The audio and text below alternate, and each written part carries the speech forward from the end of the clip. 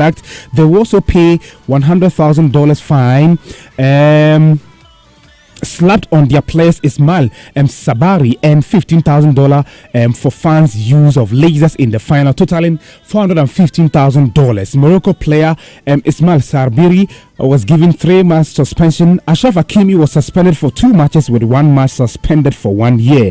But CAF has turned down the Royal Moroccan Football Federation's appeal to strip off Senegal of its 2025 AFCON title. Meanwhile, CAF second vice president and GFA president Keto Kweku has dismissed the assertion that CAF did everything it could to make sure Morocco wins the AFCON tournament. I totally disagree. I mean, there can never be a conspiracy in the leadership that makes me inclusive to reward Morocco. Not at all. That would not never happen. And I think that I'm just borrowing the words of the president. Every single nation that appeared at the AFCON deserves the opportunity to win. Everybody has to prepare and everybody has to be competitive. Morocco is one of the countries that competed.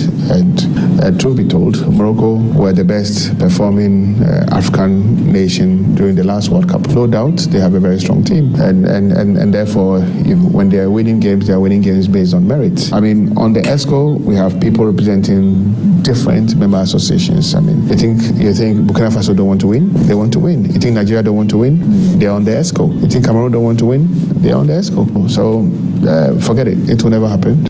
The GFA president and CAF second vice president Keto Kweku also defended officiating at the tournament, stating the referees are human beings and they can make mistakes, so CAF will never manipulate any system to favor a country.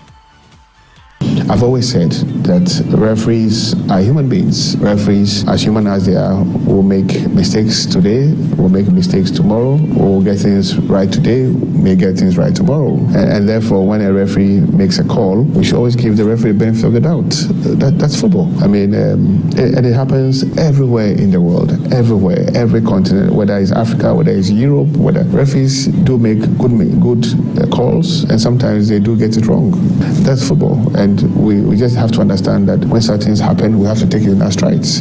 So CAF, per its make and form and shape, will never manipulate any system to favor any member association. Never.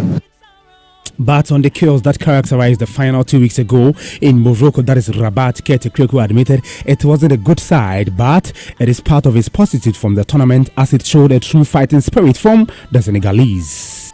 Yes, the sins on that day was not what you expect, but for me, I take it as part of the positives coming from the game. It tells you how much Senegal wanted to win. It tells you their passionate level. It tells you their energy level. It tells you that, look, they also wanted the trophy at all costs, regardless of what it takes. And for me, that's my interpretation. And for me, it was a part of the super excitement that we had that day. It was a big day, big atmosphere, an amazing event, quality football by the two teams, unbelievable level of quality, and I'm super excited about what I saw. Yes, there are big lessons to be learned from the incidents of that day, but that will never take away the quality of the event in itself for me. Africa delivered an amazing AFCON, and Morocco will stand tall for that special delivery. All right, GFA President Keto Kweku and second Vice President speaking to Metro Television. Away from the AFCON tournament to this trending story, and Manchester City's Ghanaian forward Antoine Semenyo is set for his potential UEFA Champions League debut after the club secured automatic qualification for the knockout stage with a 2-0 victory over Galatasaray last night. The result saw City finish 8th in the Champions League, granting them a direct pass to the round of 16 stage. Since his high-profile £65 million move from Bournemouth in January, Semenyo has been ineligible for City's Champions League group stage matches due to not being registered in the initial squad. Former Liverpool captain Steven Gerrard insists new Manchester City signings Antoine Semenyo and Maguire will improve the Manchester City team. Not too far. I think recent signings in January, I think they've bolstered the squad. We're just speaking how good of a signing Semenyo was and Mark Guia, the importance. I was devastated that he never came to Liverpool, in all honesty, because we've had some defensive issues from that point of view. So I think that'll really help them and boost them, and just with City's experience and the quality and the manager, you can never write them off. All right, Steven Gerrard speaking on Antoine Semenyo and Maguire of Manchester City. Away from that to some local club issues, and Asante Kotoko Communications Director However, Safuduku Esquire has dismissed reports linking the club's star midfielder Hubert Gau to South African side Kaizer Chiefs. Speaking in an interview with Love Sport, Safuduku described the claims as unfounded, stressing that the Porcupine Warriors have not received any official approach for the player. Oh, Joe, I think he has four or so years with us. So he has 4 years to spend with us. And don't forget that this is his first year. Yes. He's been very impressive, for which reason we hear that clubs like Kaizer Chiefs and the others are chasing him. I mean, if these clubs come officially, would the club consider selling Hubert? Well, we'll have to wait and get the official approach, and then we'll know how to deal with it. It obviously depends on the terms and conditions.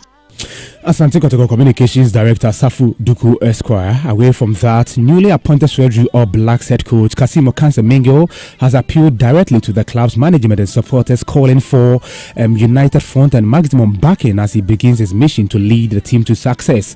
The experienced Ghanaian coach, who officially took charge on Tuesday, replacing former manager Ahmed Fati, stressed that collective effort is essential to achieve the club's targets. I'm happy to be here and I'll need their support. Give me the maximum support at the club needs. I cannot do it alone. They have to support me for us to achieve what we want. And I'm happy to be here with them. And I'm going to cooperate with them for us to achieve the necessary result that we needed. We can do women's football now because, as you know, Ghana's Black Medias will begin their 2026 FIFA Under-17 Women's World Cup qualifying campaign in April against Togo, marking their return to competitive action following a ban for age cheating back in 2022. The first one clash is part of the African qualifiers, which take place in Morocco. The Under-17 Women's national team will meet the winner of the Liberia-Libya tie in the second phase if they overcome Togo. Here is head coach of the Black Medias, Nana Joe Adakwa, on their target of qualifying for the World Cup. We will watch their clips, and we are not going to underrate any team, because right now we can see that any team is good, every country is good, so we are not going to take chances. We are going to beat every team that we will meet them in the line. We are going to beat every team. They know what is at stake, and they are happy to be here. So whatever we are doing here already, don't know what is at stake. I know their expectation is for team to qualify, and that's our target for the start, because unless you qualify before you go to the World Cup. So now the first step is to qualify the team first, and I know that's what Ghanaians are waiting for, and we are going to qualify for them. Then after qualifying to the World Cup, then we will think about the World Cup. Nana Joe Adakwa is head coach of the Black Maidens. Away from that to Ghana Olympics Committee, because president of the Ghana Olympics Committee, Richard Akpokavi, has revealed that at least $300,000 is needed to adequately prepare Ghanaian athletes for the 2026 Commonwealth Games. Speaking on the challenges facing sports development and international competitiveness, Akpokavi stressed that early and sustained investment is crucial if Ghana is to make a meaningful impact at the Games. According to him, in that interview with my colleague Vishal Atuta-Maklo of Joy Sports, the funds will be used to support athletes training programs, campaign international exposure, and coaching and essential logistics in the build-up to the multi-sport event. The Commonwealth Games will be held in August this year in Glasgow. We will watch their clips, and think about full preparation for the Commonwealth Games specifically. Yes. I need not less than $300,000. If I get $300,000 today, I can prepare the athletes properly, well, for the Commonwealth Games. They'll have training camps, they'll have competition, and they'll have medical support and all that. About between 35 and 40, depending upon a few variables. Like some of them may have to do qualifiers, but in terms of, we are sure of about at least 30 of them. I'm sure you factored the cost of the qualifiers into. The qualifiers were not part of the preparation. Training camps and support. But if you add the qualifiers, you're looking at about $500,000. If you can get me a company that can support me $500,000, I'll be happy to. You never know. Oh, no, it's true. And you see, our position is that we want partners. We don't want a sponsor. Okay. We want somebody who would say that, look, I want to partner you between now and 2028 Olympics. What do you want? What do you want to do? How do you want to get there? And we show you our plan. Every year, how much can you do? Okay, out of your budget, I can give you 100%. 70%. What?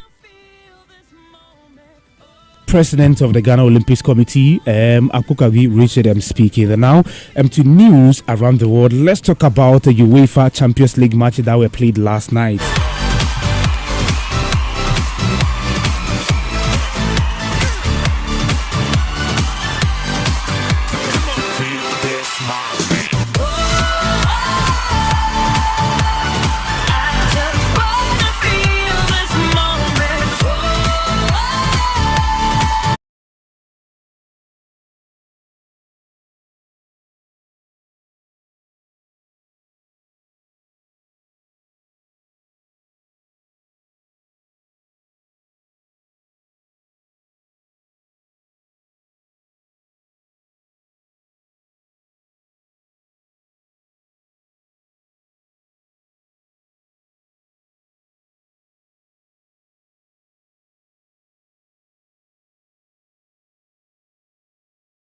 Rubin scored in stoppage time against 9-man Real Madrid to clinch the final playoff spot in the Champions League standings as Jose Mourinho's side claimed an historic 4-2 victory over Real Madrid. The result means Real Madrid couldn't secure automatic qualification to the last 16 stage. Benfica manager Jose Mourinho hailed his team's performance last night. Amazing performance. I think it was Mbappe that kept the game that way because 2 chances, 2 goals, finish. I told my players, we don't fear the team, but we have to fear the players. And these players, that's the reason why they cost so much and they get so much, because they are different than the others. But my team was better than Real Madrid, deserved totally the victory, no doubts. I don't think it was a lucky victory. Maybe people say, okay, last second goalkeeper, but I don't think it was a lucky victory. We can now listen to Real Madrid midfielder Jude Bellingham after the match. Feels horrible, to lose like this in this manner. Running out of words for some of these games now. We'll have to obviously review it tomorrow and have a look at the goals we conceded and things like that. But not much to say right now. It's still a bit raw, so I'm not really sure what to think. But we'll have to look at it tomorrow. The basic things that we don't do so well, to be honest. I mean, we have so much talent and people who can produce magic out of nowhere. But if you don't do the basic things, you're going to get punished. But look, it's what can we do from now? Moan and complain, or we found ourselves in this position now outside the top 8 and we have to approach it with the same mentality as if we were playing the quarter-final. In the other matches, Newcastle United and Paris Saint-Germain both missed out on the Champions League top 8 following a 1-1 draw at the Parc des Princes. Liverpool also qualified for the last 16 of the Champions League with a 6-0 demolition of Karabakh at the Anfield. 2 sublime strikes from João Pedro and fired Chelsea into the Champions League run of 16 as they finished 6th in the league phase table after a 3-2 win at Napoli. Here's Chelsea manager Liam Rossignol. Very happy. We knew how difficult this game was going to be. We knew Napoli's home form is incredible. I'm so happy with the players' determination, resilience and quality to win here, and I'm very, very happy to be through in the top 8. I'm calm at the moment because the team so far, they're making me calm with how they're working. Obviously through the game for every manager it becomes stressful because you want to win, but now overall you have to enjoy nights like this. I told the players after the game to enjoy, and I'm just very, very happy that we're through. Chelsea manager Liam Rossignol speaking. Erling Haaland ended his 5-game goal drought as Manchester City broke their place in the last 16 of the Champions League with a simple 2-0 win over Galatasaray. Tottenham Hotspur also qualified for the last 16 of the Champions League with a deserved 2-0 victory at already eliminated entrant Frankfurt as Randall Colomwani secured just a day after a minor car accident. Kai Havertz and Victor Gyökeres both got onto the score sheet as Arsenal completed a perfect Champions League phase by beating bottom club Kirat Almaty by 3-2. In the end, 8 teams, Arsenal, Bayern Munich, Liverpool, Tottenham Hotspur, Barcelona, Chelsea, Sporting CP and Man City have all qualified to the next round of the Champions League, but we still don't know who they will face in the knockout phases. These teams, I'm talking about Real Madrid, Inter Milan, PSG, Newcastle United, Juventus, Atletico Madrid, Atalanta, Bayer Leverkusen, Borussia Dortmund, Olympiacos, Club Brugge, Galatasaray, AS Monaco, Karabakh, Bodo Glimt, Benfica will go through the playoff before they join the last 16 stage. The draw will be held from UEFA's headquarters in Switzerland tomorrow. Now to the Australian Open. Jannik Sinner kept his Australian Open repeat bid rolling on Wednesday when he produced another ruthless performance to brush aside Ben Shelton 6-4, 6-4 to qualify to the semi-finals. Here's Jannik Sinner after the match. Yeah, first of all, it's very, very tough to play against Ben. Huge serve, and I feel like he's improving so much, year after year. So, especially after the off season, you never know how certain players are gonna play against you, and changing a lot of things. So, very happy about today's performance. As always, thanks for the support. It's amazing to play here on this court, and now let's see what's coming. Jannik Sinner speaking. The women's singles games are scheduled for today. Arena Sabalenka will be playing Elina Svitolina before Jessica Pegula take on Elina Rybakina. So that'll be all for the Love Sports Center, part of the Love Sports team, brought to you in association with Rush Energy Drink. Stay active and energized. Bet with us, better now and get way more. We have more news for you on Facebook at LEV 99.5 FM Extra. David Akwe.